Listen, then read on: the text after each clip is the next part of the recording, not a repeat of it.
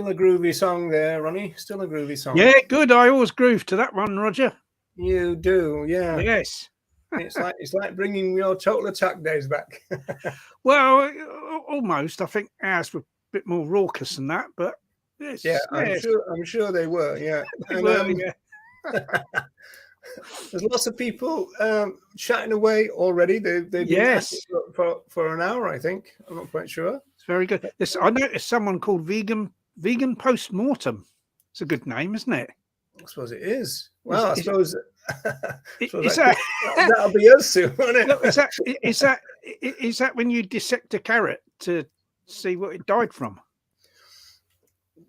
It could be. You never know, do you? That's the first thing that stumped me today. Yeah. So, so hi, Michael. You were the first one. That was an hour ago, wasn't it? No, half an hour ago. All right. And so Michael, Stupid Vegan World, the Vegan Potterhead. Hi, how are you doing? Michael again. Oh, they were chatting amongst themselves. Oh, yeah. Then you got the Vegan Postmortem. Deb. Hi, Deb. Deb's in the house. BC. BC, yep. I think that might be the last one so far. Let me just remind people about this, which is the best way to get involved with this chat. And the good news is, people, Ronnie's just found out that he can look at the chat after all these weeks. I didn't know how to look at the chat. See, this is my great computer skills. I clicked on comments and I saw comments. So you're a chat virgin. It kind of seems fairly that it was quite straight. I think I was worried about clicking something and buggering the whole thing up. Really, that was what it was. Yeah, I wanted to mention as well that you get 2 countdowns for the price of 1 with this show. No expense spared. You do. So I was on the phone for my doctor earlier, and he does confirm that I'm still alive. So I said, am I so alive that I'm show ready? And he said I am. So are you show ready, Ronnie? Well, I don't know. I haven't spoken to my doctor, so I might not be alive, having not had the doctor's confirmation of it. Right. Well, Vegan Postmortem standby, I think. Yes. So, hi, Colleen.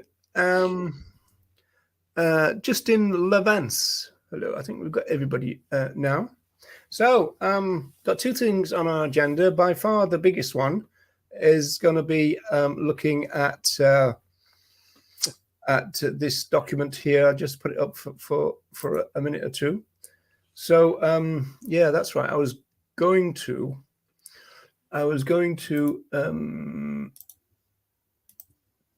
copy and paste this into the chat so people can look at it at their leisure. It's quite an involved essay, isn't it, Ronnie? So it's there's quite a lot going on there. Yes. So, it's so long and you know. So the first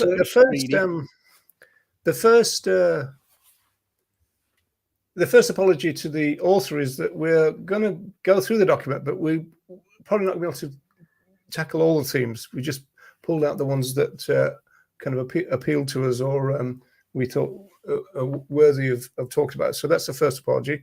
The second apology to Jordi Casamitjana is whether I've pronounced your name right or not, Jordi. So sorry if I haven't, but I think it's that.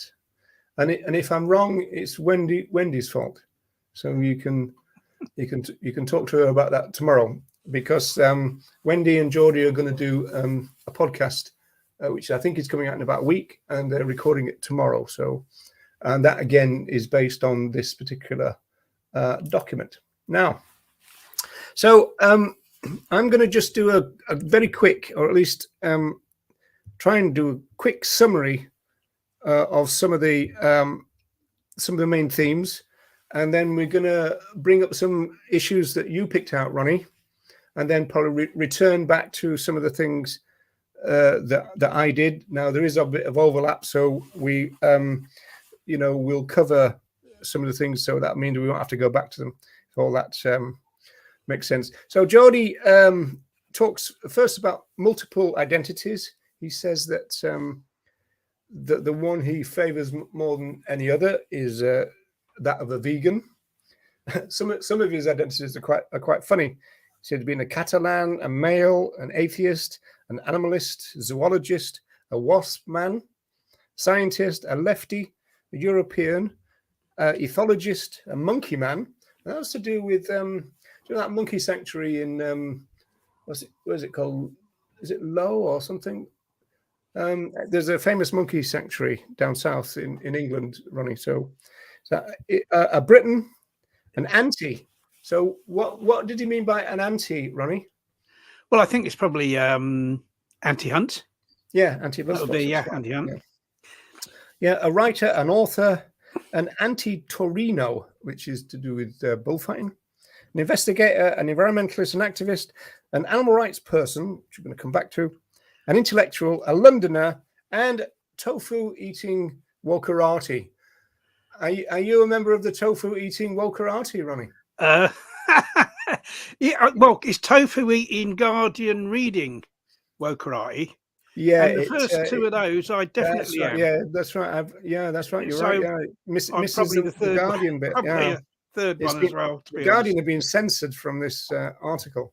So, so as you can see, people, the article itself is in a vegan for the animals. You can see at the top there, and the link, as I said, is in the chat now, so you can have a look at that. It's also in the description if you're watching the recording. So that's all catered for in that sense. So he talks about these definitions, and one of them, as I said, was animal rights person. And he said he probably was an animal rights person before he became vegan. So that's going to be an issue that we're going to talk about, Ronnie. But he says an animal rights person sounds odd in the same way as somebody wouldn't probably identify themselves as a human rights person. If you were to ask somebody, they wouldn't say to you, "Oh, I'm a human rights person," right? So he said that animal rights person sounds odd, but animal rights activist doesn't. And so he says that but one can be a vegan without being an activist. So that's a talking point for us. Jordi says that we can say vegan and, quote, everybody will understand what we mean. So that's a talking point, because I'm not convinced by that particularly. He says that animal rights and veganism are two different things, but like gender and sexuality, there's a lot of overlap, but different nonetheless. And so the issue really is to what extent are they different? How do they overlap? And I suppose the movement question ultimately it might be: does it matter the fact that there's differences or not? But there's some really interesting stuff coming up on that.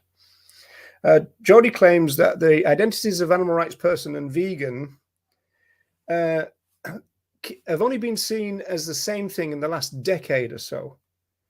And he says, quote, in the past, they were more clearly separate. So that's interesting. We probably agree with that, wouldn't we, Ronnie? That there's a...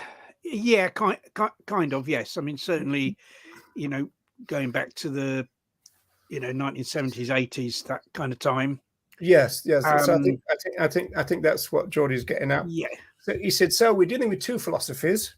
And he says they're both non-religious philosophies, and that they're definitely philosophies. And he says that they're philosophies in the sense, this is kind of like a general definition, they are particular systems of thought relating to the understanding of the fundamental nature of knowledge, reality, and existence. So that's kind of like a bit of a catch-all kind of definition of philosophy.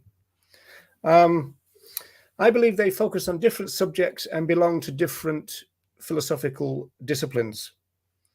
He says that the philosophy of animal rights focuses on non-human animals, which is to say, Jordi says, all individuals of all the species in the animal kingdom except Homo sapiens. So I think there's an interesting debating point about that. The philosophy focuses on non-human animals because it looks at who they are, what they do, how they behave, and how they think, and accordingly assigns them attributes relating to sentience, conscience, moral agents, and legal rights. So at first I thought, moral rights is missing from that, but it's not. And the key word to it is assigns, because he's talking about rights that can be assigned, and that's only legal rights. In fact, we'll come back to that.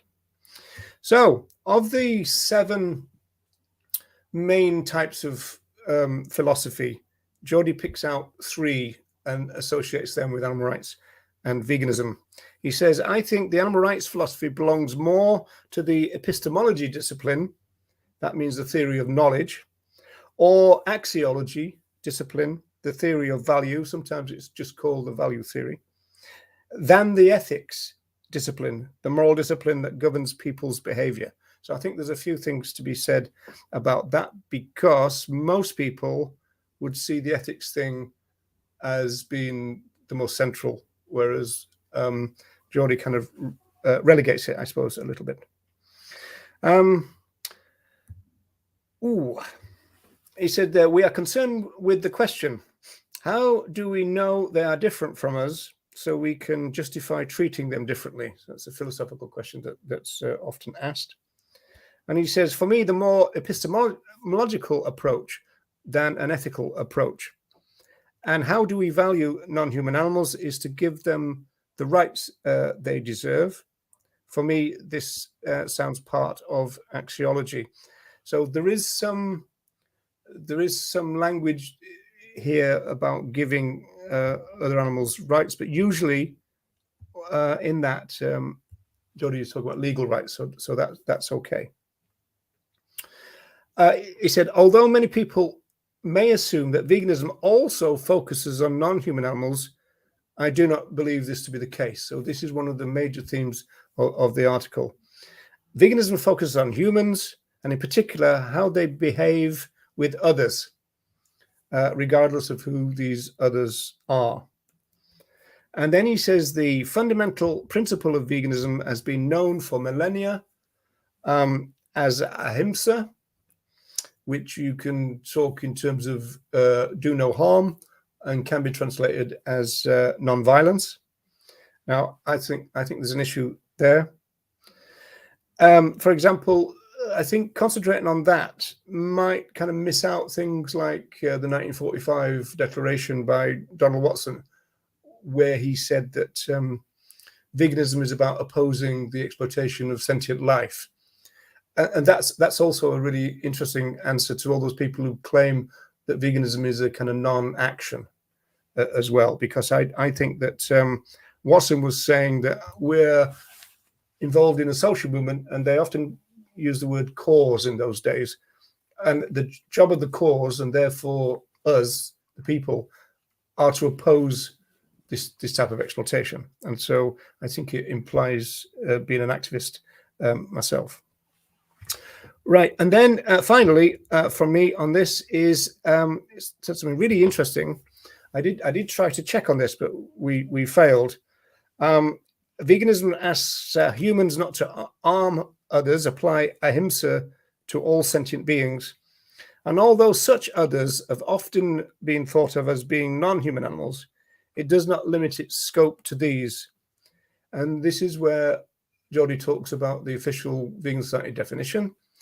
And he said the official definition of veganism says veganism is a philosophy and a way of living which seeks to exclude, as far as possible and practicable, all forms of exploitation of and cruelty to animals for food and clothing and any other purpose. And the focus for Jordi at this stage is the word animals.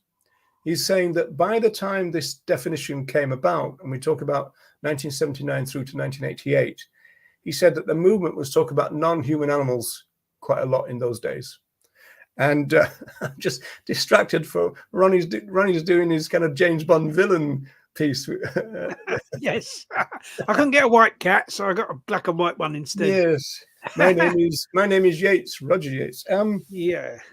Yeah, and so Jordi is saying that therefore, by deliberately using just the word animal, then they were including other humans in the definition. which I don't think many other people would claim that. And I kind of hope that's true. And I've emailed somebody who was the secretary of the Vegan Society at that time, but we're still waiting for a definitive reply on that. So we'll have to wait on that. Okay, so that's me done for now, Ronnie. So the first issue that you wanted to raise is this one. Look at the identity of an animal rights person. So that phrase again, I'm certainly one of them. And I was probably an animal rights person before I became vegan. Now, obviously, people like Jake Conroy wouldn't have any problem with this. Do you have a problem with that, Ronnie?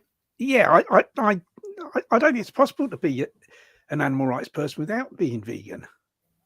It's like saying, I think I think there should be laws against racism, or I don't think society as a whole should be racist, but it's kind of okay for me to be racist myself, isn't it? It's similar to that. If you're not, if you're not an animal rights person, if you're not vegan, how does that? How are you respecting the rights of other animals if you're not vegan? I don't understand that. No, it could be something to do with the definition of animal rights being used here.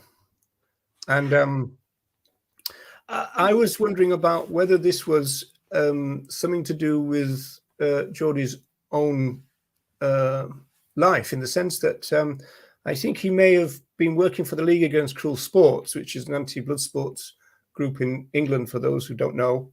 So it's not like the Hunt Saboteurs. It's much more political campaigning and much more kind of established.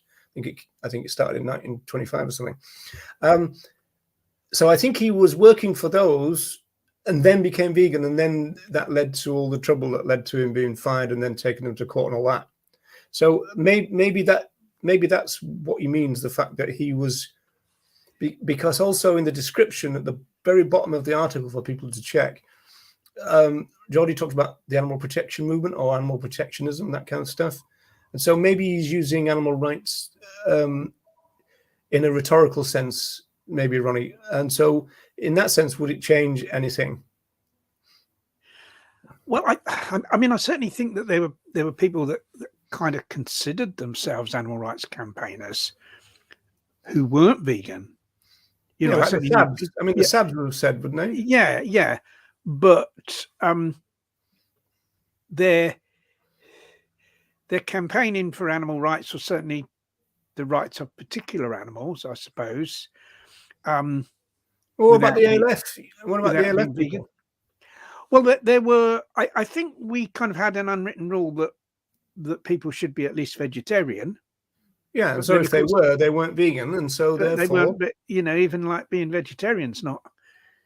Because veganism is a philosophy. It's not just a diet. Whereas vegetarianism is just a diet. It's not a philosophy. Well, some people would argue with that, wouldn't they? Talk about Gandhi's philosophy of vegetarianism and stuff. Well, a philosophy that still allows the oppression of other animals, isn't it? Yeah, but as we know, vegetarians are often shocked to learn that that's the case, right? And so if people don't know, yes, I mean, I genuinely didn't know. When I was vegetarian, I didn't know about what happened to the in the dairy and egg industry. As soon as I found out, I went vegan. So yes, I suppose you could say where people didn't know, then they could generally think that, I'm all for the rights of other animals, and animals, to be freed from oppression and exploitation, but not realizing, what the extent of that oppression and exploitation was. I think with the idea of animal rights person, that kind of people that regard themselves as animal rights persons, kind of even today tend to be the people who campaign on single issues. Whereas people who campaign for veganism tend to regard themselves as vegan activists rather than animal rights people or animal rights campaigners. So we kind of still have that distinction today, except that most, if not all, of the people campaigning on the single issues are actually vegan, except they don't campaign for veganism. Do you think the vegan activists then make the argument that I would make, which is, well, if you're into vegan outreach and you're a vegan activist, then you're cutting through all the single issues, because once someone goes vegan in a philosophical sense, and we're gonna come on to lots of different types of veganism in a while, if we accept that. So if they accept philosophical veganism, then you don't have to convince them not to go hunting and wear fur and that. You've done it all at once, right? Oh, yes, absolutely, because they'd be opposed to all oppression and exploitation of other animals, so they wouldn't be doing any of those things. Yeah, that's right. But also, a person who is an ethical vegan would also be opposed to all of those things. It wouldn't just be about opposition to animals being used for food. It would be also opposition to all oppression of other animals, and that would include hunting. It would include experiments. It would include the fur trade. It would include all of it. Yeah. Let me just deal with first of all, let me get rid of that. But let me just deal with Colleen's point here. That's probably my inadequate summary of the article, actually, there, in the sense that there is talk about moral rights, there is talk about legal rights, and there is some language issues that I would have thought was a bit odd. But generally speaking, when talking about assigning rights, talk about legal rights, which is the correct way of doing it. There is something coming up though later, which is a little bit odd on that, I think. So that's an interesting one. Ronnie, do you want to have a look at this? There's certainly vegans who aren't active, but then that raises the question of whether they can be called vegans. I feel there should be an activist part, as per vegan red flag, vegan flag. Yeah, the vegan flag. The vegan flag definition was coined by a chap called Tony Harris, and I kind of sort of did play a part in that, and sort of kind of worked with him on that.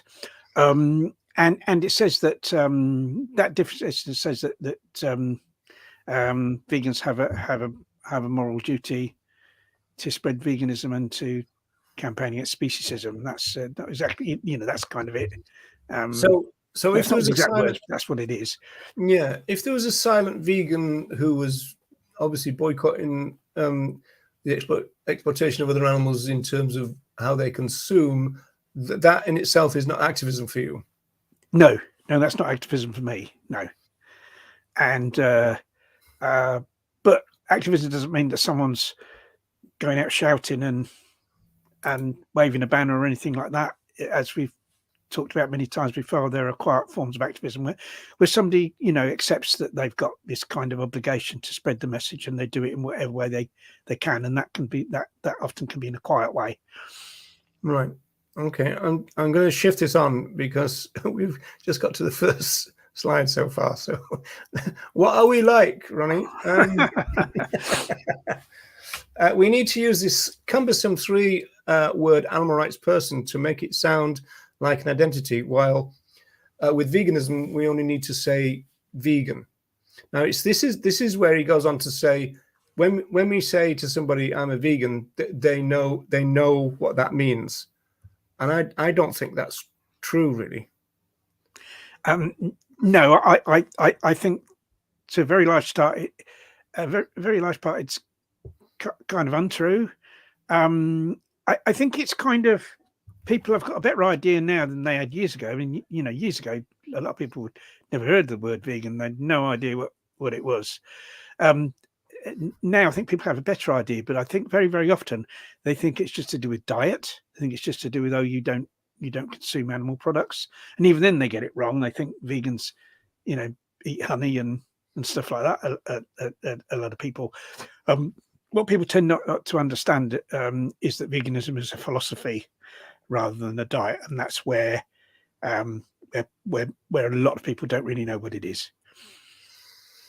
Yeah, I'd say that. In fact, I was part of a little kind of meeting before this, and we were looking at, you know, what do vegans make of veganism, or what non-vegans make of veganism. And I think most non-vegans, if you ask them, would have the word diet right up there as a defining part of veganism without a doubt. You know, and it doesn't help with that vegan is so often used really to mean plant-based. And that happens all the time. It happens all the time in the media, doesn't it? Even organizations. Yeah. Well, we're gonna come on to that, because one of Jordi's 5 gateways into veganism is health vegan, and so we I think will probably suggest that gets translated down, as it were, to plant-based. But we'll come back to that, I think. Yeah. So I think we covered this. The philosophy of animal rights focuses on non-human animals. I believe veganism focuses on humans, and in particular how they behave with others. Now, what do you make of this, Ronnie? Well, yeah. I mean, veganism definitely does focus on humans. It's about human behavior, and what we're trying to do is change human behavior so that humans no longer. But doesn't animal rights focus on humans? Yeah. Yes. You see, that's the bit that I kind of. That's the part I have difficulty, because I think that animal rights does focus on humans. It does focus on the behaviour of humans towards other animals, because the rights of other animals are in relation to humans. I mean, for instance, you take a chicken. We'd say that it's for a human to kill a chicken, kill and eat the chicken, and we'd say that would be a violation of the rights of that chicken. But for a fox to kill a chicken and eat a chicken, that wouldn't be a violation of the rights of that chicken. So those rights only exist in relation to humans. So it is very much a human focused thing. Well, it's the duties. The rights are in the other animals, but the duties are in humans. Yes, absolutely.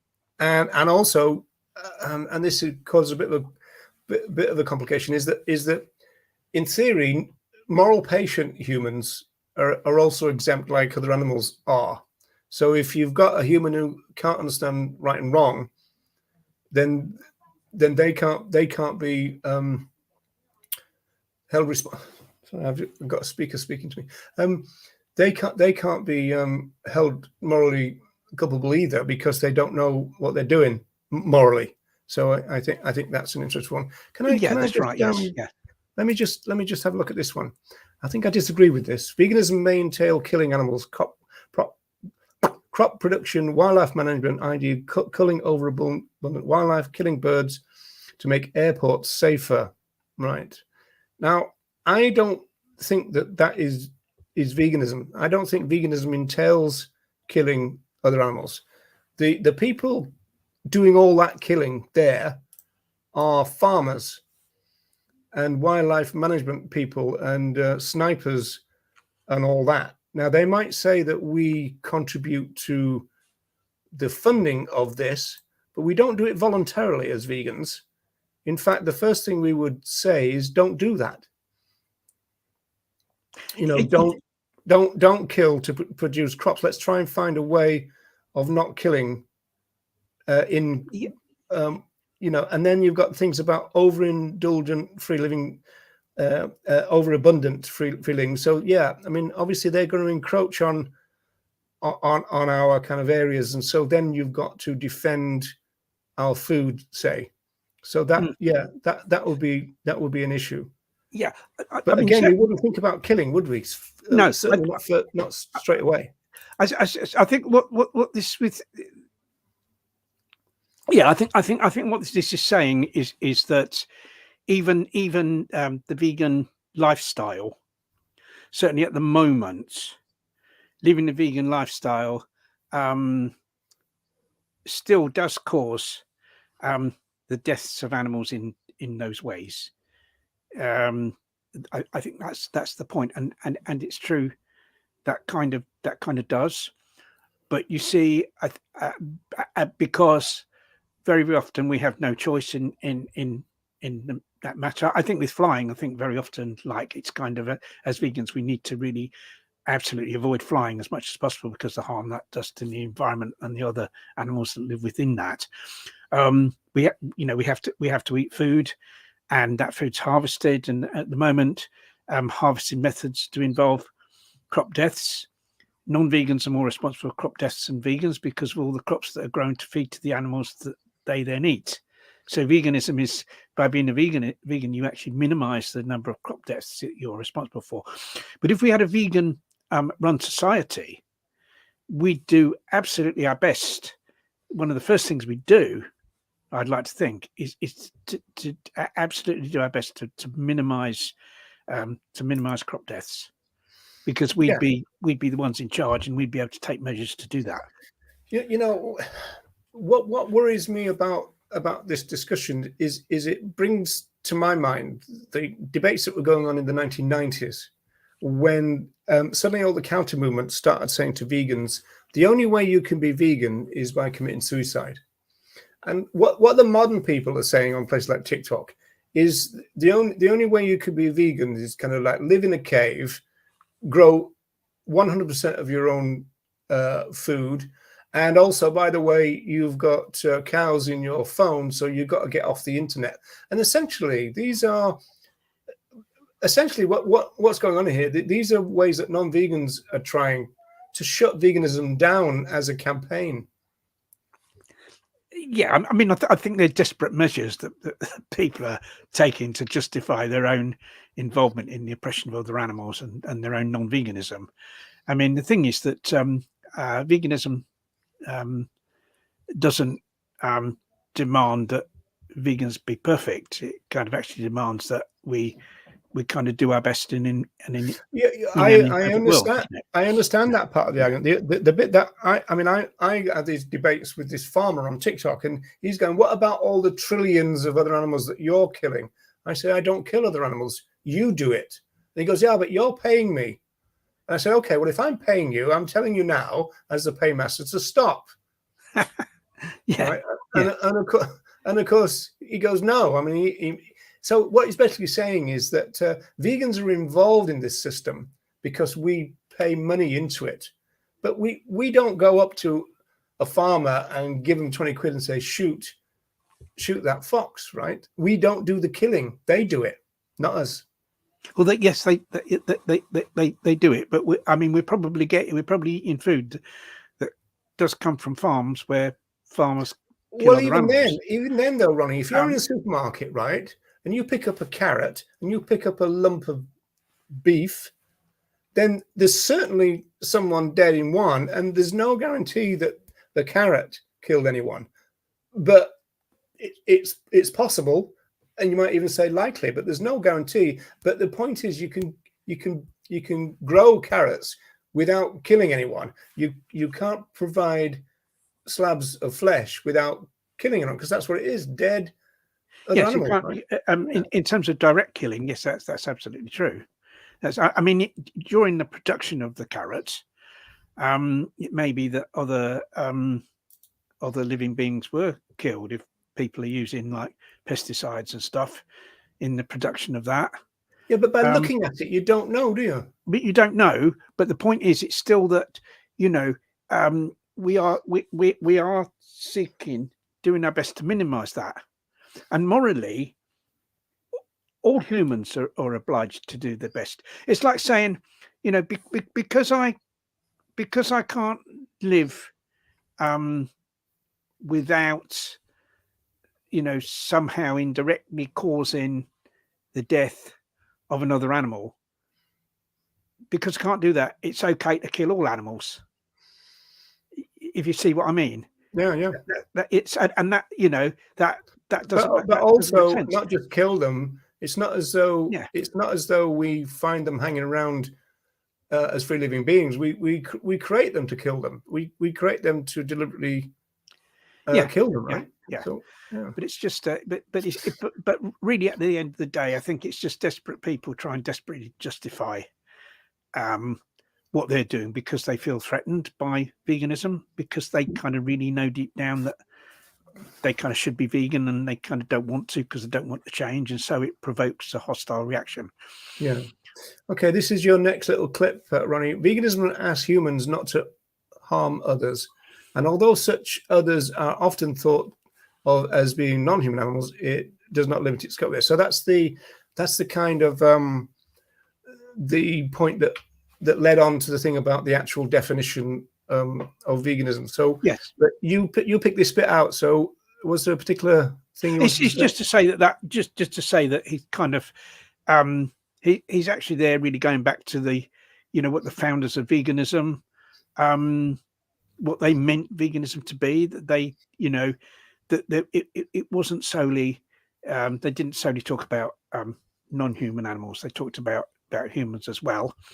And I think when we're seeking to determine what veganism is and what it means, we kind of have to go back to what the founders of the vegan movement actually intended it to be. Yes, that's right. Yeah. Yeah. Well, there's something really interesting in the chat I had before this, which we'll come back to, but it's about the idea that, well, you know, vegans talk about health, whereas animal rights doesn't talk about human health. But I think that's interesting because I don't think veganism was particularly interested philosophically in human health. I think that it was a practical issue that they had to talk about. But anyway, we'll come back to that at the appropriate time. Veganism fully understands that, and this is why its two other main axioms are two. All animals should be regarded as sentient beings who can suffer. Mm. Well, the problem is that this isn't true, that not all animals are sentient beings. There are some very, I mean, maybe people don't realize this, some people don't realize there are some animals, you know, there's some living beings that are technically animals, you know, biologically animals, but they're kind of really, really simple, very, very simply formed creatures, rather like amoebas and those type of animal things. Farmers that aren't oh no, animal farmers are even less intelligent than that. No, that you know, and they're not sentient, and there's no evidence that they're any more sentient than a plant or a fungi or anything like that. So not all animals are sentient. Many animals are, but not all living things that are biologically classified as animals are sentient. No, the usual animal rights and stroke vegan argument to that is benefit of doubt, isn't it? Yeah, I think benefit of the doubt, but I think there are some cases where it's pretty obvious that there's no way that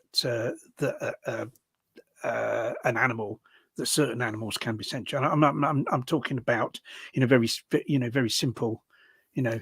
And do you think for non-vegans that's a chink in the vegan armor?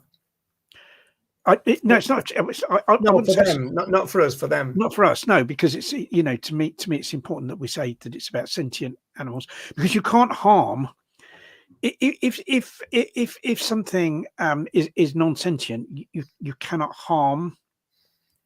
You cannot actually harm that life form. You can't directly harm that life form in terms of any kind of infringement of rights, for instance.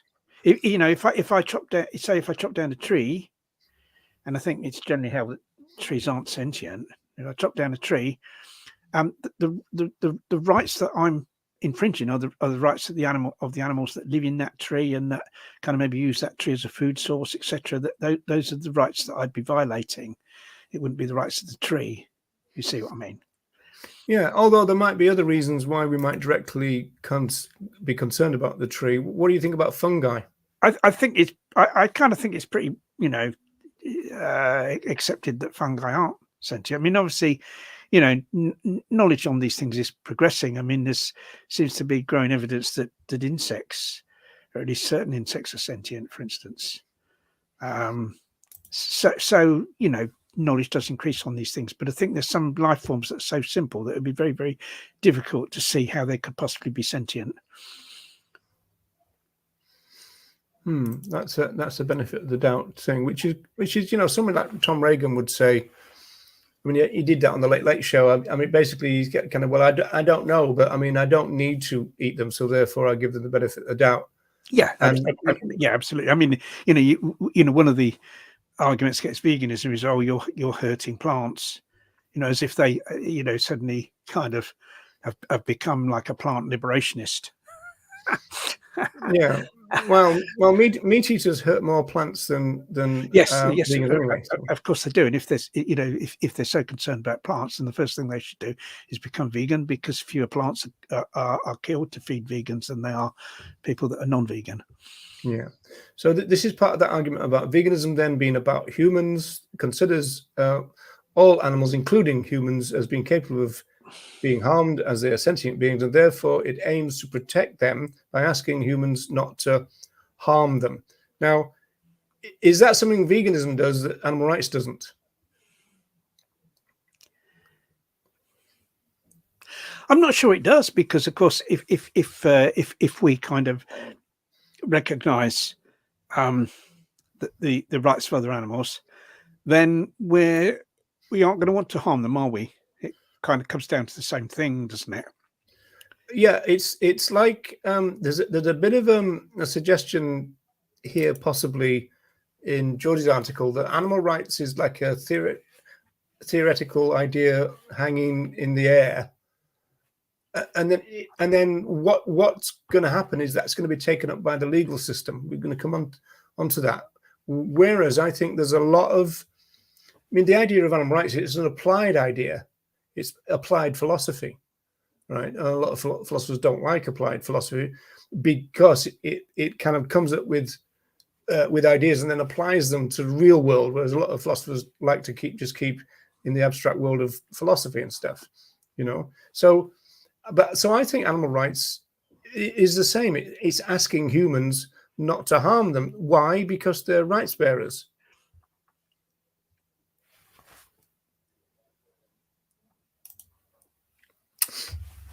The animal rights philosophy aims to make this change through the legal system, granting recognized legal rights to non-human animals, while the vegan philosophy aims to make it through individuals' change, helping people to become vegans who can then change institutions and policies.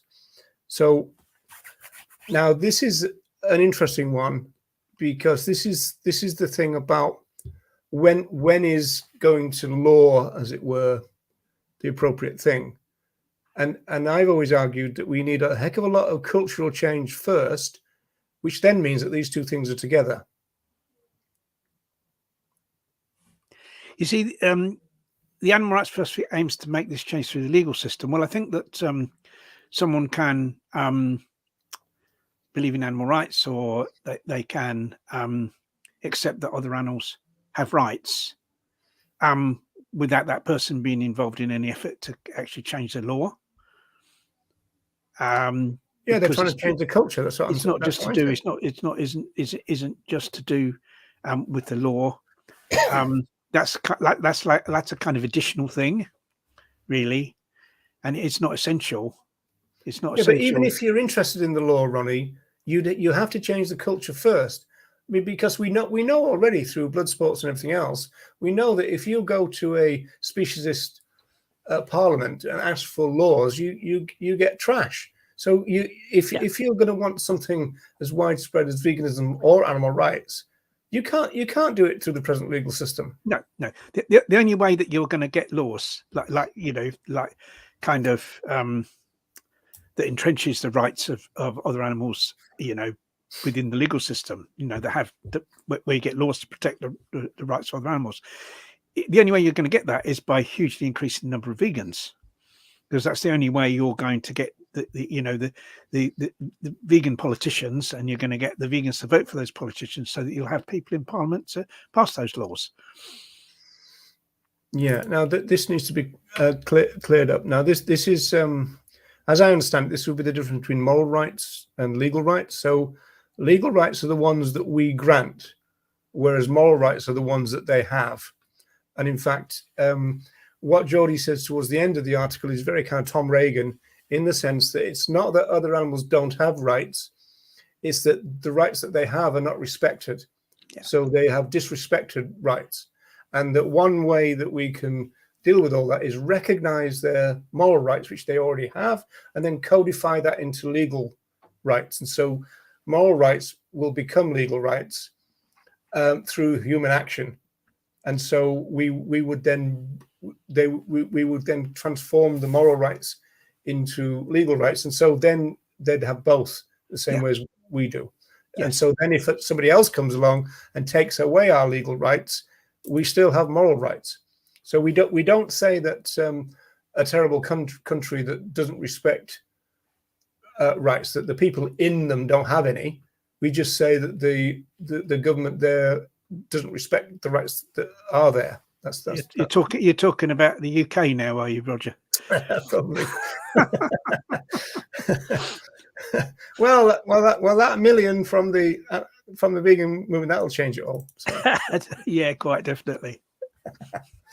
Now this is kind of really interesting.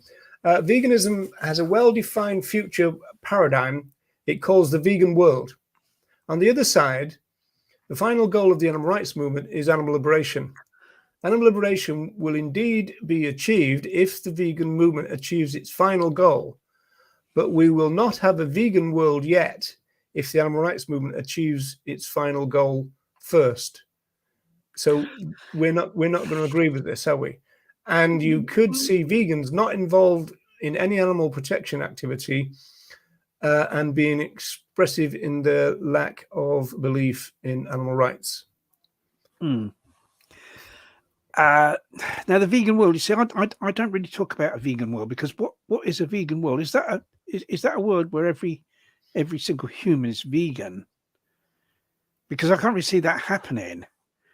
I can see a vegan controlled world, a world that's controlled by vegans, and everyone has, because veganism is a philosophy. A vegan world would mean a world where every single human believes in the philosophy of veganism. Now, that'd be lovely to see that come about. I can't really. A vegan world then would be a vegan world made up of a majority of people who are ethical vegans, and then everybody else would be dietary vegans. Well, they'd have to go along.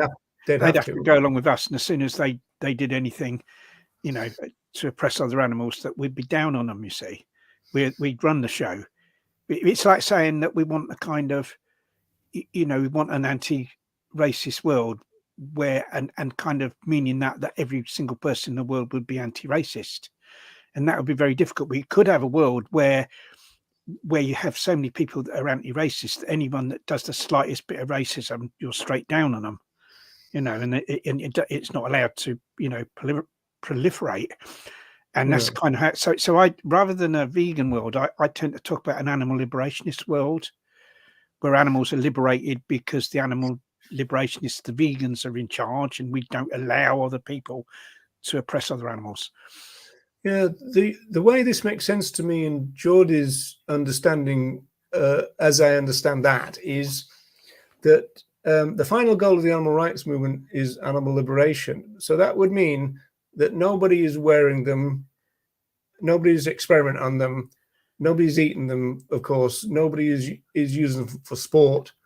And it would also be another reason why we would say we believe in animal liberation. So our food production has got to move towards not oppressing them while we're making our food.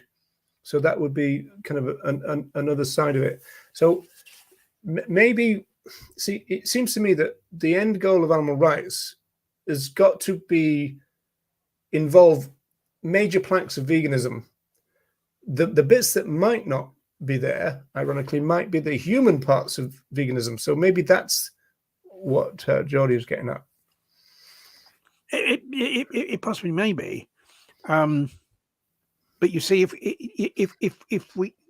we had a world, if we talked about other animals, a world where the animal rights movement achieves its final goal, surely that's a world where the rights of other animals are widely respected, and so that kind of would be an animal liberation society, wouldn't it?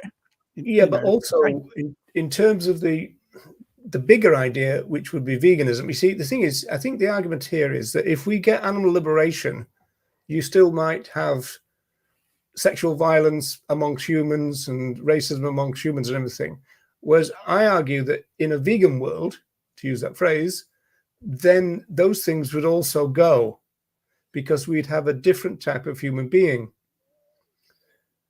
And yes, so, although kind of and yes, I mean, I don't disagree with you at all on that, but I kind of think, well, you know, if we create a world where all other animals are liberated, wouldn't that be the sort of world? I mean, I know there's some very dodgy people calling themselves vegans that kind of but the way I bring that together, Ronnie, the way I bring those two ideas together would be to say that liberation and oppression are entangled, kind of David Nibert or Nibbert's idea.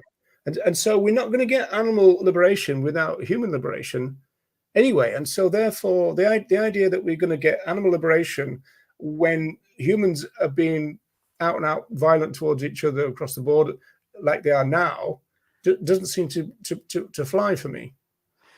Well, it's certainly going to happen. You know, there's never going to be animal liberation while we have wars, because it could be said that the main victims of wars aren't actually humans or other animals. All these bombs and the destruction of habitat and all that occurs in wars. You know, it's other animals that are the victims of those things. So you can't have war without other animals being harmed. Yeah, I think. Are you saying animal liberation is a subset of veganism? It is, isn't it? It kind of, yeah. I mean, I see animal liberation as you know, relating to non-human animals in the way that kind of women's liberation relates to women and not to men. You know, gay liberation relates to gay people and not to straight people, for instance. And I see animal liberation relating to other animals. So veganism is a bigger idea. Veganism is a bigger idea in that, you know, as you say, Roger, about the focus and scope. It kind of is a bigger idea, and kind of I think was intended to be a bigger idea by the founders of the vegan movement. Yeah, so but that's when they talked about the moral evolution of humanity. We talked about this earlier, because we were saying in the definition of veganism, it talks about the benefit to humans. And there was an assumption that meant health benefits, but I don't think it is that.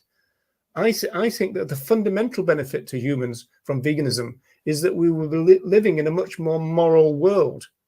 Yes, because we'd have gone up a step again, and so that's why they talked about the moral evolution of humanity. That a vegan world would necessarily entail that, and that's why I think that a vegan world couldn't have sexual violence and domestic violence and everything, because you're going to have different types of people. Yeah, I mean, and you've also got, like, you know, you can't argue against, you can't argue rationally against speciesism if you support racism or you support sexism. You know, there's that aspect as well. So the real problem is that maybe Jordi is separating animal liberation out from the other liberation things, whereas with veganism he's not.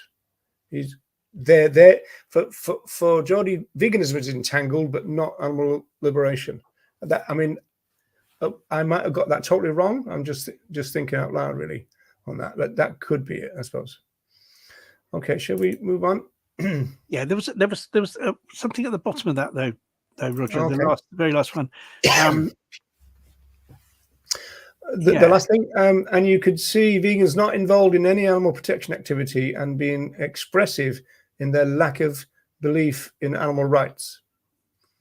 Well, the first part of that, we go back to, you know, is there actually a duty on vegans to be active in promoting veganism in some way? And once again, if you go back to the founders of the vegan movement, it does say that you know, that did seem to be kind of what they were saying, didn't it? That veganism did involve like opposition to the exploitation of other animals. Yeah, It's there's not nothing just there's nothing passive about it. They throw themselves as involved in the cause. Yeah, you see, opposition is different to non-involvement. And I think a lot of vegans think that veganism is to do with avoidance. It's non-involvement. It's I don't buy animal products. I don't go to the zoo. I don't go to the horse racing. You know, I try not to support charities that give money to animal experiments and all these things. All this is avoidance about not doing. But in a sense, that's kind of not that's non-involvement, isn't it? Rather than opposition. I think opposition. Yeah, and also the very same people would think that veganism is only about other animals too. So you know they're just not getting the full picture on multiple levels. It could be. Yeah, I think it could be. It could vary. I mean, I think certainly there's a lot that fall into both categories. I think there could be some kind of so-called non-active vegans that are, are kind of anti-racist, anti-sexist, and all these things as well. Probably also in a non-active way. This second bit, being expressive in their lack of belief in animal rights. Yeah, I mean, once again, can you be a vegan and not believe in animal rights? I think you can be. I don't think you can be a vegan if you don't believe in animal liberation. But is it possible to believe in animal liberation without believing in animal rights? And that's a kind of more difficult one. That you're sort of believing that animals shouldn't be oppressed, but your belief that they shouldn't be oppressed isn't based on them having rights. It's based on something else. Because there are people that kind of are against the oppression of humans by other humans who don't actually believe that's founded in human rights. So is that a possibility? Can someone be an animal liberationist without believing in animal rights or kind of believing in rights at all?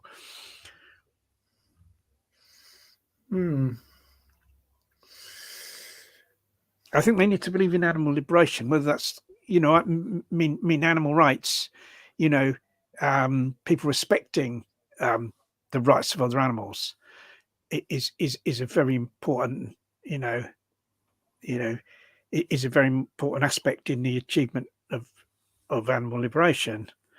But is that the only road that we can go down to achieve animal liberation? Well, I'm going to leave that one hanging. Yeah, that's a whole program of its own, isn't it? Yeah. I often say that one can enter veganism via 5 different gateways: the animals, the environment, social justice, health, and spirituality. We animal rights vegans firmly hold both the philosophy of veganism and animal rights. And for some of us, the overlapping is so extensive that we do not always recognize them as separate philosophies. However, for those vegans who prefer other of the 5 dimensions of veganism, the distinction may be clearer. Now, I think that what we would normally say here, let's take the health one, because that's the most one that's talked about, perhaps, is that we would normally say that what's called a health vegan is a plant-based eater who is not yet vegan, and so therefore, yes, they can come in as a gateway through that way, and a lot of people say that they have done, but then they embrace the ethics, therefore becoming a vegan. If they don't embrace the ethics and stay as a health vegan, then they're not really ever moved to vegan. Yeah, they're plant-based, aren't they? You see, veganism is a philosophy of animal liberation. It says that it's a philosophy that's opposed to the exploitation of other animals. That's the vegan society's definition, isn't it? And that's really going back to what the founders of veganism believed and advocated. So so you can only be vegan through believing in animal liberation. If the reason you're vegan is because of health or protecting the environment or anything like that, spirituality, then you're kind of not vegan. And if you eat a vegan diet, then you're actually a plant eater. You're plant based. You see, you're eating a vegan's diet. You're eating a vegan diet, but you're not a vegan. You see, so I think you're eating a vegan's diet with an S. You're eating a vegan. Yes, you're eating the diet that, because I think when something is like labeled vegan, food item is labeled vegan, that kind of to me means suitable for vegans. If you see vegan friendly, yeah, vegan friendly or something like that. You see, So what about the time limit here? Because say we accept the 5 gateways. Yeah. How long before they become vegan? They never. You see, the idea of gateways. I think there are, the idea of a gateway is kind of, it's a good thing, and you can, like in practical terms, it can be employed. Like locally, we'll do our local vegan group. We'll do stalls at health events, and we get in there by saying, look, we want to promote a healthy diet. But once we're in there, we tell people about about ethical veganism. That it is a a philosophy of animal liberation. It's just the way we get in. We're using that as a gateway, to get in and to kind of spread the vegan message. And it's the same with the environment. Once again, the same thing. At local environment events, we'll have stalls, but it's the same thing. It's because the vegan diet has a connection with health. The vegan diet has a connection with protecting the environment, and you kind of use that to be able to kind of get into these areas where you can actually promote veganism as an ethical philosophy of animal liberation. Yeah. So that's what I mean, though. So if somebody comes in through one of these gateways and they stay in the gateway, they don't reach veganism. Yeah. I'd just like to say, it says enter veganism. It doesn't mean they're vegan. It means they enter veganism. Yeah. I mean, you can kind of learn about veganism through those things, and you can, like, be introduced to veganism through those gateways, I think, which might be better than saying. That's right. Yeah, that's it. Yeah. But this from Josh, I kind of agree with that, because like plant-based, can mean a diet that's kind of based on plants. In fact, it's mainly plants, but can include a term that's a bit ambiguous. Mainly plant diet, but it's come to be kind of used as an entirely plant diet. But I could use Neil Robinson's idea, Ronnie. He used to talk about plant exclusive, but then people would say, well, that's not true either, because you use salt and pepper. Yeah, you could say a plant, rather than the plant-based diet, you could just say a plant diet. Yeah, Sandra Higgins uses that phrase. Yeah, Go Vegan World. Yeah, she uses that phrase. Yeah, which would be which would be better. But plant-based tends to be, like a lot of people do. So from now on, we're gonna start saying plant diet, are we? Plant, or a plant eater, instead of a person who's plant-based. Yeah, plant diet. Yeah, I think that's kind of that's more accurate. Yeah. Okay. Do you want to move on? Yeah. I think your big one's coming up. I think not this one though.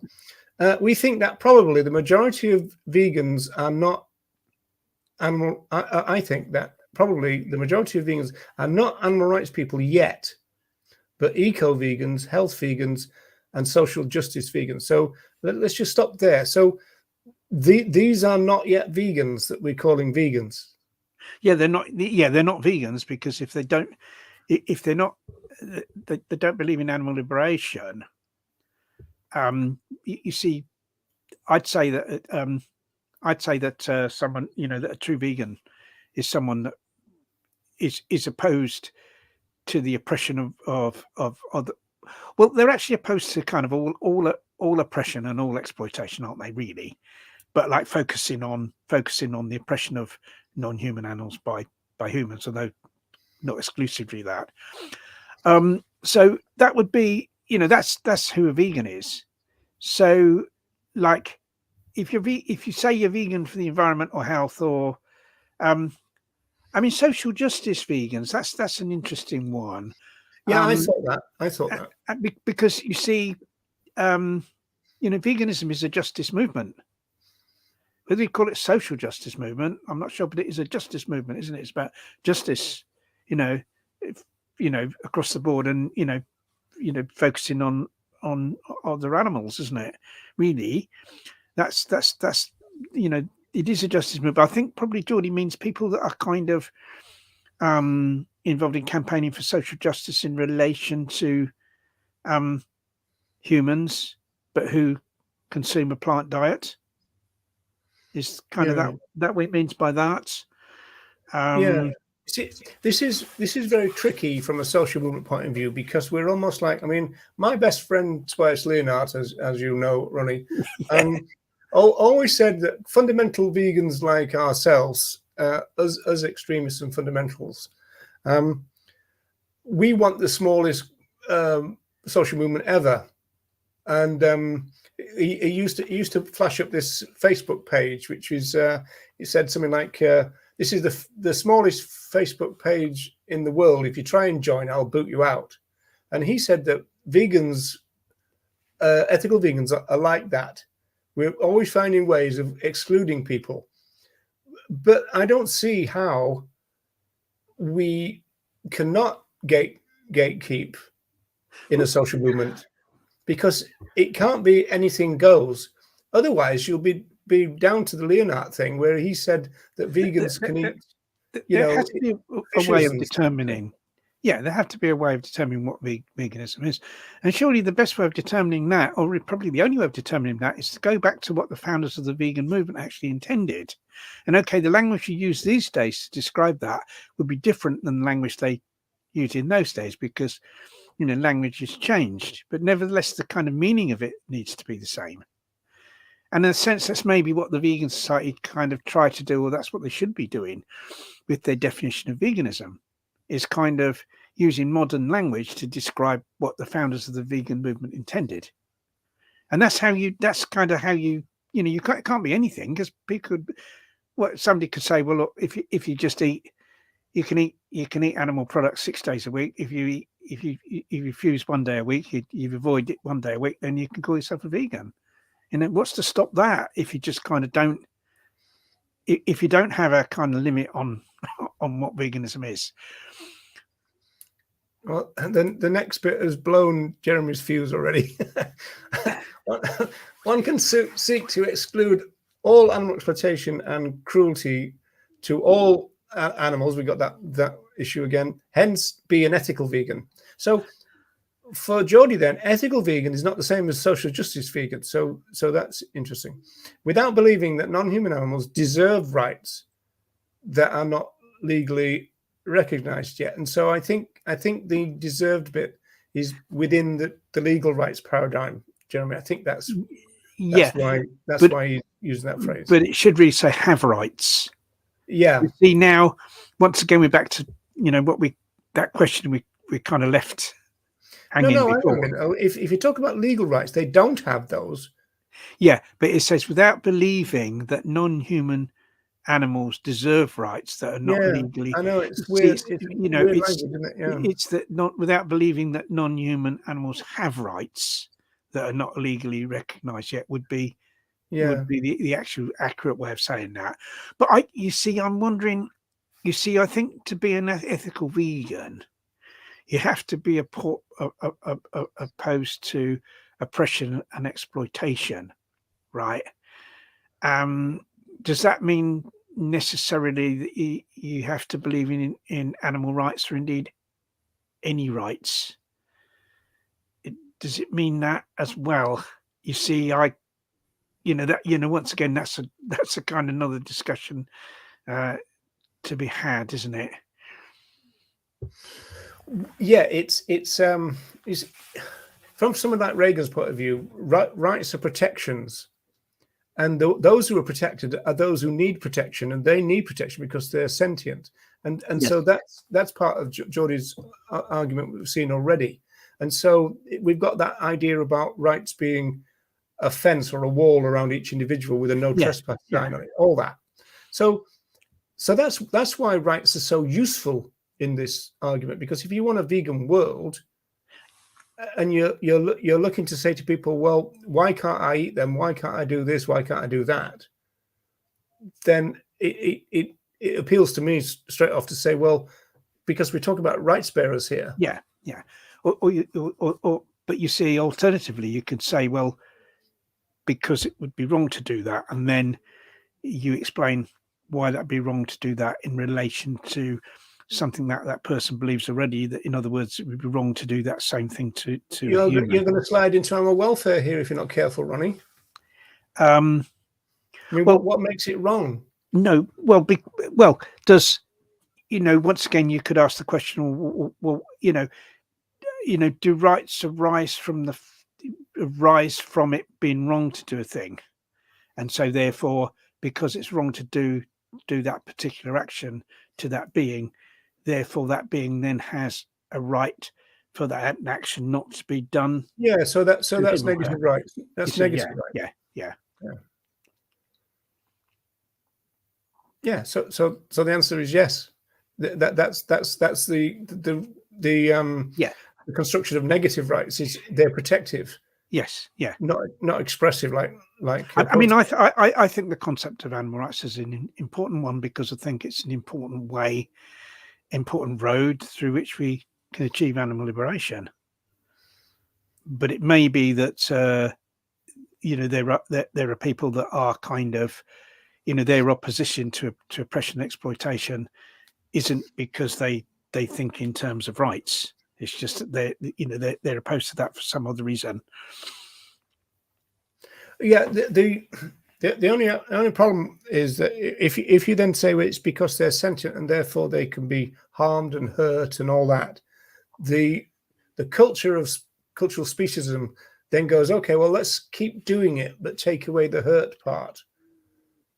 And so this is why it's very easy to slide into welfare at that stage. If you say there are other than rights arguments that will do the same thing. Yeah, I mean, I think you can also say though that it's wrong to, that killing is wrong also, because it isn't like, at the end of the day, it doesn't matter how well that these animals are treated. They're killed and they're actually used, aren't they? And it could be argued that it's kind of wrong to do that, because we would regard using a human in the same way as also wrong. Yeah, but ironically, that's one of the major problems for utilitarians, because they can't really figure out a reason why a painless killing of someone is wrong, providing that doesn't have a knock-on effect of harming someone else, but the actual dead person is not harmed. Because they they are harmed in having that, that they're kind of that dead person wouldn't wish to be killed, would they? You've done something to that person against their wishes. Yeah, but they can't complain. They're dead. Well, yeah. No, right? No, they can't complain afterwards. But nevertheless, it's still, they're not a person. They didn't desire to be killed, and someone's come along and killed them. So, they've done something that person didn't want. Yes, indeed. Well, anyway, let's.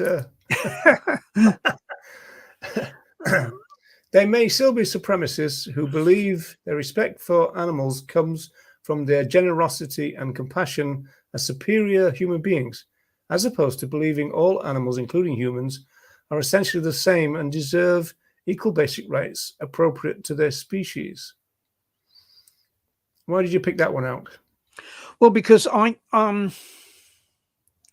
I find it difficult to see how someone can be a human supremacist. In other words, that they believe that humans are more important than other animals, without that resulting in harm coming to other animals.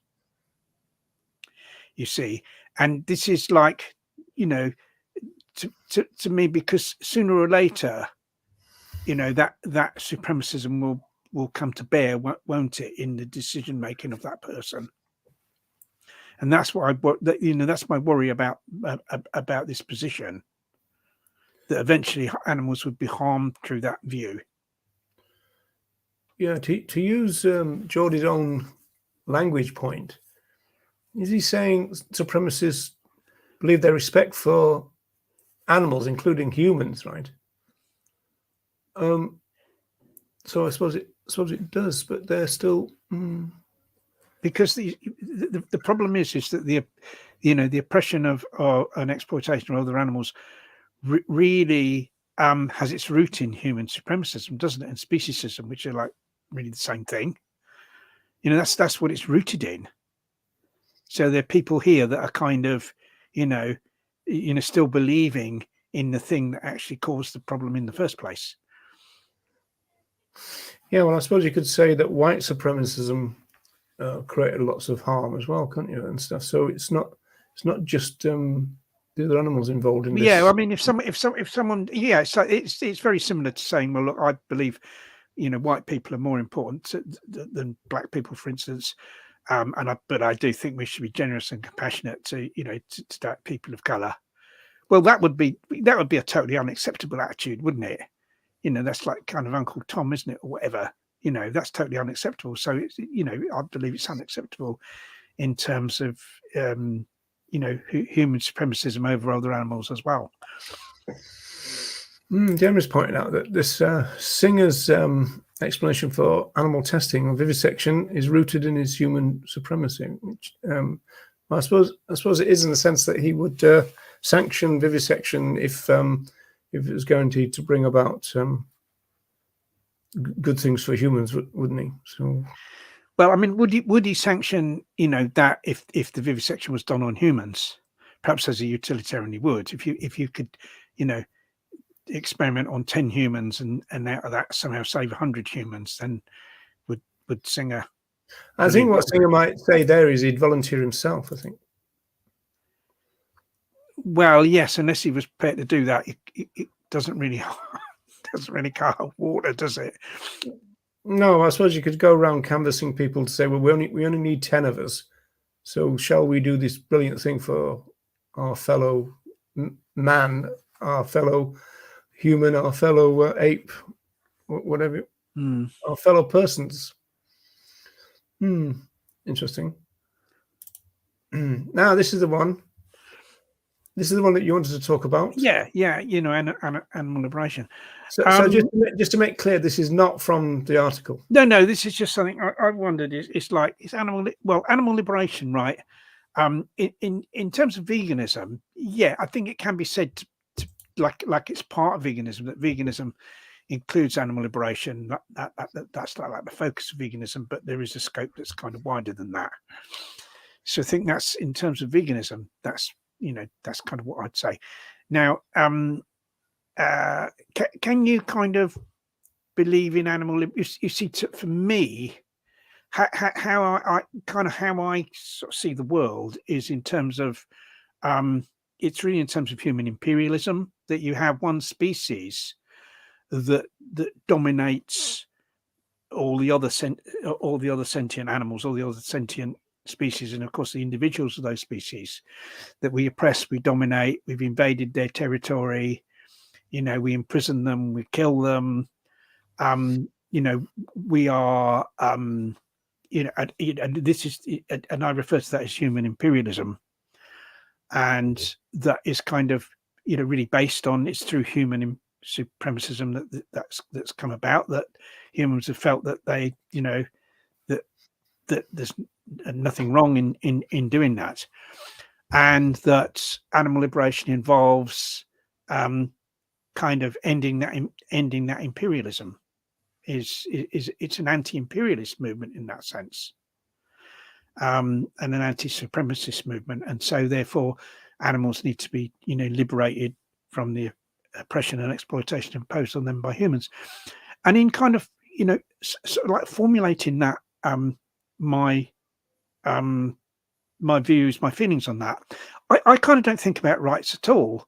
I mean, I accept, I've no problem with the concept of animal rights, and that, other animals have rights in relation to humans and rights bureaus. Yeah, that's fine, and I kind of go along with the philosophy of that. But that isn't kind of, when I'm talking about animal liberation and kind of what's wrong with the world in terms of human domination, I kind of, the idea of rights isn't in my head at all when I think about that. And so in that sense, for me, animal liberation is kind of different to animal rights. Yeah, because you used to claim not to be an animal rightist, didn't you? Well, I think only in terms, not that I didn't accept that it was a valid, animal rights was a valid philosophy, but just that's not kind of, that isn't the sort of basis of my campaigning. That's why I've never said that, that philosophy is like, I don't accept the philosophy and I think it's kind of flawed or anything like that. Yeah, that's why it wasn't the animal rights front. Yeah. Well, it kind of was. It's like, you see, in a sense, animal liberation is like a kind of, sort of animal rights is, yes, animals, have rights that need to be respected. All right. But animal liberation is the situation kind of where we've got to a situation where those rights are respected, and by enough people that we can kind of make sure that animals are no longer oppressed and exploited by other people, by other humans. You see, so animal liberation is like a kind of, perhaps the practical application of animal rights, so to speak, in that sense. It's like it's like a kind of, it's a vision of the world where that has kind of come to pass, in practical terms, I suppose. Yeah, here's Jeremy being very practical here. I personally don't have this. I was going to say problem. It's not a problem. I don't find this to be an issue, because I think that people are pretty cool about talking about rights, because everybody can talk about human rights, and then it's a question of just explaining that there's an extensionist view which is called animal rights. So I think it's it can be done. I suppose if you're in this kind of quick fire situation, then yeah, I totally get what Jeremy is saying. The only problem is, that's why a lot of vegans say that they use welfare language, is because, well, you can't talk about abstract things like rights when you've only got a couple of minutes. So you're best talking about cruelty, because that's what people understand. But that just slides us into the welfare paradigm and away from the animal rights paradigm. So this will take us away from the rights paradigm, but not into the welfare one. So it's better than talking about cruelty. Yeah. I don't know whether Jeremy would accept that. Now there are a couple of slides left, but I think we might have covered them. Yeah, that's that vegan world thing again. So it's interesting, this, because the vegan world is created by the vegans. The animal rights world, which there isn't one, you see the bottom line. Jordi's asking that we need to get animal rights, we need the legal system, but to get veganism, we need vegans. So I think there's a problem there myself, because I think that when you understand this issue as cultural change is needed by in both areas, then they're very close together. Then you don't have you don't have this thing. You're not going to get animal rights. He said it would leave the system. It would leave it to the system, not animal rights people, to implement. You see, the point is, you'd say, well, hang on, the animal rights people would be in the system by then. Yeah, you see, we are the system, aren't we? I mean, why have we got a government that is so absolutely appalling? They were voted in. They didn't come down from the sky, or were imposed by military force. They're voted in by ordinary people. So unless you change the attitudes of ordinary people, you're never going to change the system. Yeah. So cultural change has got to come first. Yeah. I mean, we know that politicians, they're followers, they follow the money and they follow the votes. And so if the votes are what you might call vegan animal rights votes, then they'll go that way because that's what they do. I mean, it's the same argument with capitalists that Francione makes, which is that as soon as there's a massive vegan demand, that's when the capitalists will go, okay, I'm going to stop selling this and start selling that. Yeah, and of course we're saying that. I think one thing I'll say with politicians is I think that it's kind of more a question of changing the politicians and hoping that existing politicians will change, because I think you have politicians, and I refer particularly to our present government here in the UK, that are so entrenched in a particular ideology that you're not going to move them from that. And so what you have to do is actually remove them from Parliament and replace them with people that are kind of, have our way of thinking, really. Yes, we just put an advert for this. There's cows in your phone, people. So we've got this issue about whether there are animal products in smartphones, and so far all the companies seem to either say no or they don't know. So this is a petition that's asking for them to check and to let us know. But of course, non-vegans go from the idea of having some, some drop of whatever to clear your screen or whatever. They then translate that, oh, there's a cow in your phone. So that goes to show the kind of mentality. It's but the other thing I'd say about smartphones, of course, it's not just the fact that there may be animal products in smartphones that harms other animals. Quite often there's that there are the stuff in smartphones that's been kind of the mining for those products harms the natural world, and then that in turn harms the animals that live in those natural worlds. So it's not just about animal products. It's about the effect how that kind of product as a whole harms other animals, and so I think with smartphones it's wider than animal products, and it kind of with anything, any product we have, is that you get people that every time there's a new smartphone they buy it, don't they, every year and stuff like that. Yeah. Whereas if it really a new car every year as well, don't they? Yeah, they do. That really how the vegan way, what would be much more consistent with veganism is to not do that.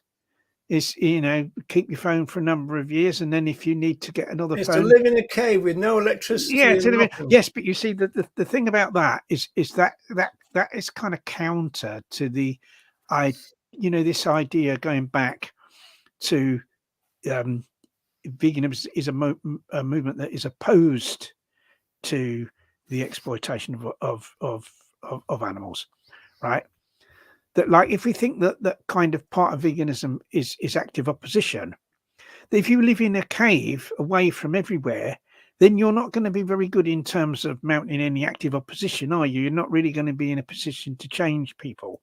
So that also has to be taken into account when we kind of are thinking about what it means to live as a vegan. If we remove ourselves from any opportunity to educate others, then that is not really in line with vegan principles. Mm. So like you don't escape from like the world. That really escaping from the world and not being able to educate others isn't really in line with veganism. So these things, you kind of have to weigh these things up. And like I'm saying with fire, I mean, what I do with I always get like reconditioned stuff if I need a new bit of technology, because what I'm using is kind of knackered. If it can't be repaired. That's what Louise did when she married you, isn't it? Yeah, she got. Yeah, that's right. Yeah, she got. she got somebody that was knackered. Yeah, like for She environmental reasons. she had you buffed up and shined. Yes. yeah. I mean, I don't think that the buffing up was particularly successful. Yeah, Debbie's saying something interesting about the capitalist system, of course. And I actually spoken to somebody who runs a vegan distribution company, and they've already been taken over once by a non-vegan company, and now they're in danger of it happening again. So this is true, that this is what happens. At the same time, that is what capitalism is. It's the big fishes and the little fishes and all that. So and I think that the best we can do about that is try to support the vegan companies. But it's hard when they keep getting bought out, though. You see, yeah, and I think if you support them and make them profitable, then that's even more. Get bought out. And I suppose then you got to switch to the ones that aren't being bought out until they do get bought out. I mean, it is a very difficult situation, because it's much easier for these companies. Say there's a dairy company.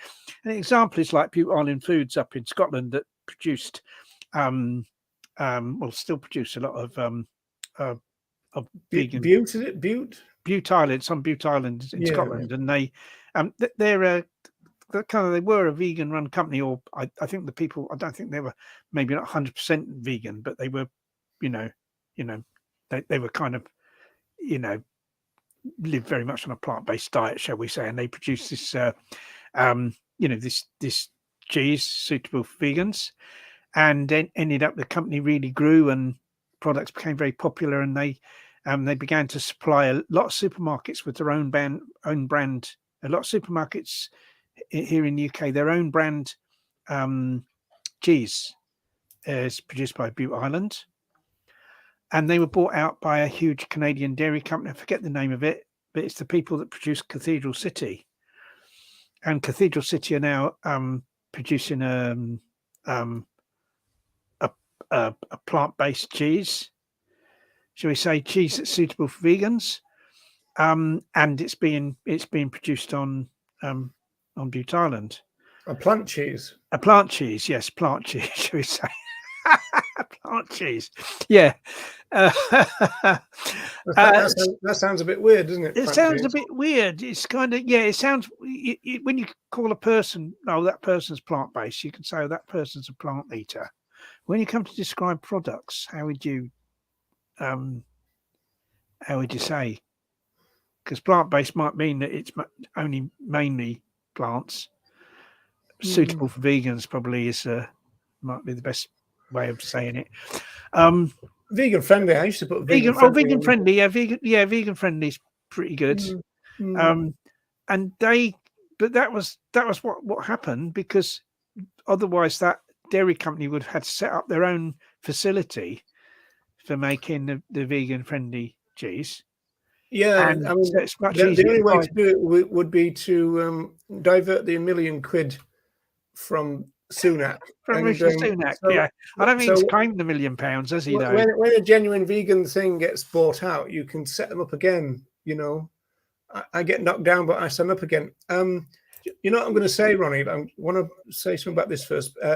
Second, but we've gone way over time, and we haven't talked about KIDDO yet.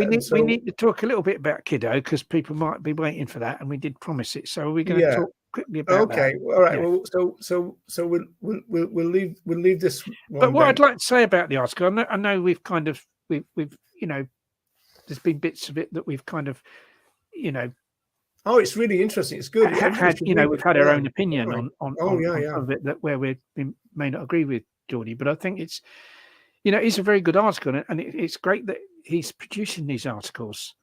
And he did one more about why veganism is a left-wing philosophy, I think, and that was very good. I think that ended up in Force of Vegan, that one, didn't it?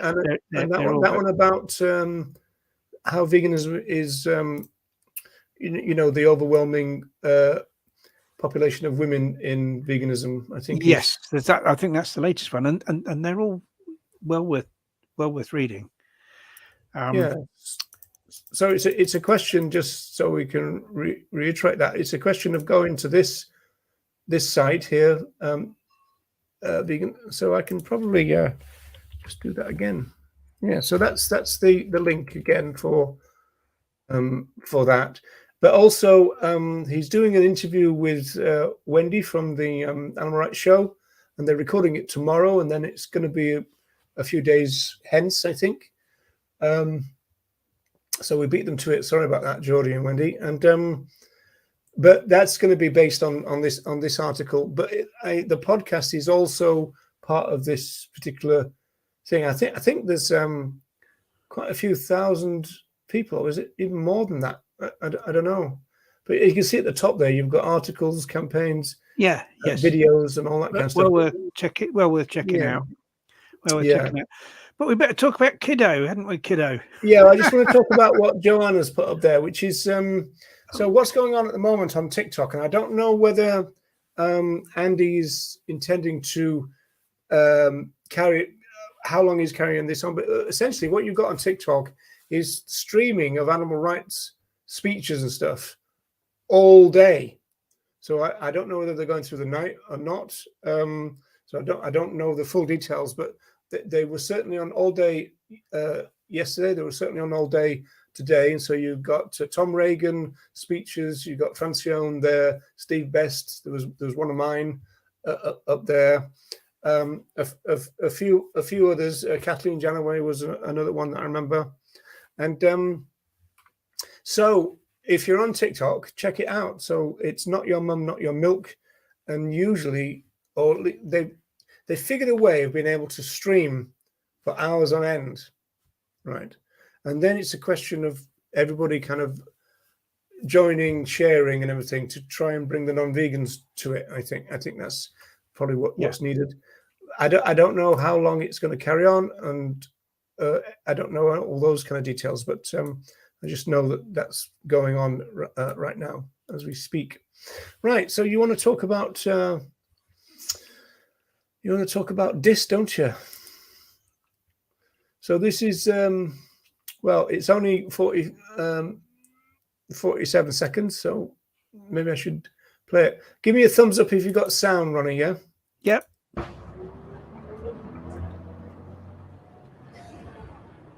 Everything all right with you, kiddo? You got sound? Down, mate. It's pretty quiet. It's a proud day today. Our Jasper is joining the family business, like I did with my old man, and it's before him. Right, what we get? Off the bus.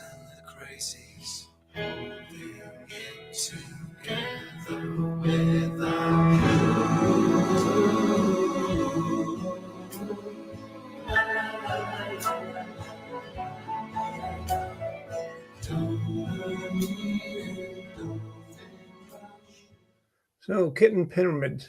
I think it meant obviously it meant last Christmas by coming this Christmas. Oh yes, absolutely. Yes, it's. I mean, the film's available on YouTube as well, and it's quite a short film in itself, KIDDO. And yeah. I mean, very interesting from a vegan point of view. In that it kind of. It's supposed to be a horror film, right? It's meant to be, yeah. It kind of, yes, kind of is a horror film, I suppose, in a sense. And I don't know how much to give away about the plot, really. And we can't really talk about it without talking about the plot, can we? What do you think? Well, we can review it without giving too much away. But yeah, I mean, certainly you just got humans in the place of other animals, but that's clear even from the trailer, I think. So if we limit it to the trailer, the KIDDO character is interesting because there was talk on one review of whether KIDDO herself, who was the older other animal, was supposed to be like a Judas goat. And so I think the producers said that wasn't the actual explicit intention, but it could be read that way because there's one that all the youngsters trust on the bus every time, and so therefore they're willing to get on and off it. Right. So that's one aspect of it, and then KIDDO starts to kind of change her mind a little bit. So we won't go too much into that, but that's essentially the story. And then it's a consequence of her not doing exactly what the farmers want. That's really the key to it all. One question for you, Ronnie, is: do you think it's for the non-vegans? Is it too unsubtle? It's pretty obvious what it's about right from the off. Do you think it would have needed to be a bit more abstract? Well, I think that I mean, my question would really be: would non-vegans watching this would it in any way? If they just thought it was a horror film, that's the point. Yeah. I mean, the thing is, would it kind of encourage or persuade anyone to actually go vegan? Would people actually make the connection through watching that film, or would they just take it as a kind of standalone thing, just a standalone horror, and not kind of go any further than that? And I don't know even whether it was like intended to be something that made people think about veganism, whether it was just intended just to be use that theme to produce a horror film.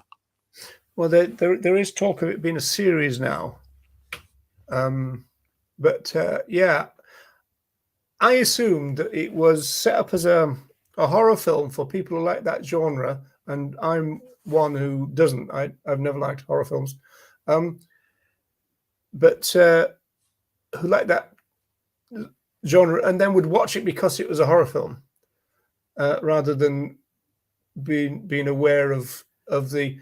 I don't even know whether you'd call it a twist or not, but would not be aware of the fact that the human characters were actually other animals. So I thought it was about. I thought it was all to do with the genre of being a horror film that would be the attraction to watch it for the non-vegans. Yeah, I mean, I think having a horror film that would attract horror film fans, yeah, and then using that as a way to educate those horror film fans to go vegan, yeah, would be good.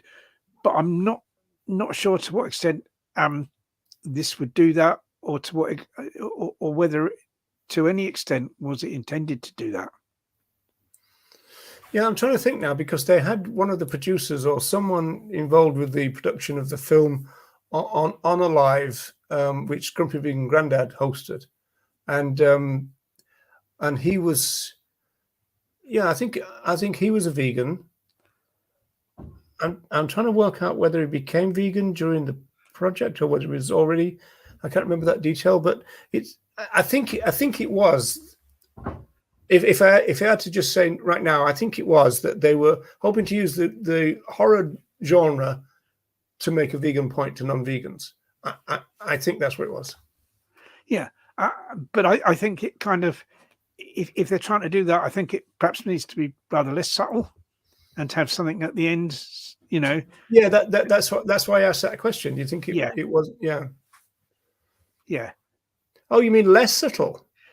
Yeah, well, at the end, you see, if they're kind of, if the idea is to kind of, get people to make the comparison with what happens to other animals and to persuade those people to go vegan, then at the end of the film, right at the very end, wouldn't there be something to kind of that pointed someone to a vegan website or something like that? Yeah, somebody said that you would need some kind of follow-up kind of thing. Have you seen the date on this? I'm just checking whether that's. Yeah. That's right. There was also that science fiction film. Remember, I forget what it was. Was it it was in the Animal Rights Show, wasn't it? It was in black and white, wasn't it? Was it from The Outer Limits or The Twilight Zone? One of those old kind of black and white science fiction series that used to be on the telly, where there was aliens that came down and were kind of pretending to be all friendly and helpful to humans, but their aim was to take humans away in their spacecraft to eat them, wasn't it? Do you remember that? Oh, all right. There was a short story called there was a book of short stories called In Constant Moon, and one of the stories was one type of humanoid was feeding off another type, and so they actually had the ocean, which they manufactured kelp or some sustenance, some kind of plant-based sustenance, and then they would orbit the place, and then when they saw a big black line around the actual islands on the planet, they knew that their food was ready, and then they would go down and kill them all and leave some as breeding to replenish it, and then they'd come back a couple of years later, that type of thing. So Jeremy's saying yes, it was Twilight Zone. Yeah, it was Twilight Zone. Yeah. Oh, and apparently I discussed it. Oh, okay. You did, yeah. Your memory's getting almost as bad as mine now, Roger. Well, I remembered that and you didn't. So yeah, who are you? Worse than mine. Yeah, we did. Yeah. It was that thing.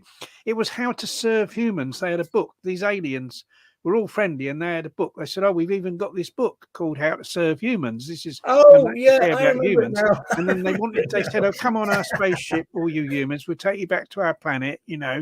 And then someone kind of ran to the spaceship and said, stop, I found out what the book really means. And they translated this book, How to Serve Humans, and it meant like how to serve humans like as food, you see. But it was too late by then because all the humans had been put on the spacecraft. That's what it was, wasn't it? That's it, the gist of it. Yeah. Yeah, as expected, Jordi is in the chat. Yeah, Jordi, I think we tried to do that. I think we probably successful. I don't know how long you've been watching. And yeah, there obviously is a problem of, you see, we were wondering about whether to scroll through it, but we would still have to do, I mean, we couldn't read it out. It's far too long. So yeah, there would be some danger of misinterpretation. But I think we tried to deal with it in the comments, so hopefully we've done that. And in one of the things we have done all the way through is actually promote people reading the full thing, so then they can decide whether we've got it right or not. Yeah, that's right. I mean, it is difficult because everything in it is related to everything else, and so kind of just pulling out sections doesn't give the whole story, but there kind of wasn't. Yeah, I mean, potentially unfair, I suppose. Well, it wasn't. Yeah, kind of everything needs to be read in relation to everything else, but then it's very difficult to kind of, we couldn't put the whole thing on the screen, so it was the only way we could do it, really, wasn't it? Yeah, well, we could have put the article and then gone down, but we would have just had to find the bits that we wanted to talk about anyway, rather than extracting them out. So it would have been the same, but you would have possibly then be able to see the context a bit better. But then again, I can be saying we've been promoting the actual reading of the actual full thing. And actually, when I was sharing the it around for people to come and watch this tonight, I included a link to the article, and I think that link was included in the event as well. It's in the description. Yeah. So if anybody's watching the recording of this, yes, then you just have to look down, and it's in the description. Yeah, that's right. Yeah. So, right then, young man, are we done? Do you think? I think probably. Yeah, we've been going long enough. Well done. Well, we're honoured that so many people have stayed with us for 50 minutes longer than we should have been on. So, see, Ronnie is so old that he can't keep time anymore now. No, I can't keep time. But just to say about our next show is we're going to be continuing our looking at the 50 ideas for activism, isn't it? That was and we think we've gone through most of the weirder ones. So the last one, some of them are weird. It's a document produced by the Animal Justice Academy. Yeah, I think it's ideas. It looks like ideas that various people sent into them, and they put in a document of 50 activism ideas, and we're going through them, discussing each one, what's good about them, what's kind of maybe crazy about them, and maybe how some of them could be improved. What's good and what's absurd about them. We'll be carrying on. Anyone wants to see hasn't seen the previous 2 shows where we covered, it's worked out 10 a show, hasn't it? And that's right. Yeah, we've done the first 20 because we've had 2 shows. Anyone wants to, if you go on Roger's YouTube, normally we just zip right through all the material that we covered, usually, don't we? So yeah, very quick. But if anyone wants to catch up on because it does give ideas for activism. There's some really good ideas. There's good ideas in there, and there's ideas that have come from our discussion of them, and also people's comments in the chat. So yeah, that's right. That's one of the things. So even the weirder ideas can prompt. Even the weirder ideas have generated a discussion that's brought up. I still like my favorite is a butcher's shop. Yeah, there was a thing about stick a note on a butcher shop saying, I love you. Please don't hurt the animals. And we kind of discussed the merits of that. So go back and that's the last one. And go back and they're on Roger's YouTube channel if anyone wants to go back and look at the previous 2. But we're on the 3rd one. We'll probably be covering number 21 to 30 of the ideas, won't we? Is that right? Or will it be? Yeah, because it went 1 to 10. Yeah, and 11 so. from 20. Yeah, we'll be covering the next 10 ideas in our next show on next. Yeah, and the only other thing to say, although this is not certain yet, is it could be 2 hours later than this. And that's because I might be doing an experimental game of football. So a game of experimental football. Yeah.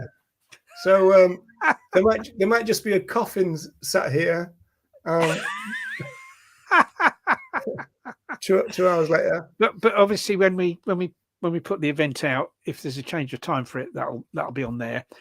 But do tune in because that is a very the activism discussion, isn't it? Yeah, and the best thing to do is bring your knowledge as well, because you might see an idea and say, well, that would be good if this happened to it or it was adapted this way, and that's what's kind of happened so far, isn't it, Ronnie? So that's good. Yeah, there's been some good comments in the chat from people. So thanks again, and we will return next week, providing, Ronnie, that we are still alive.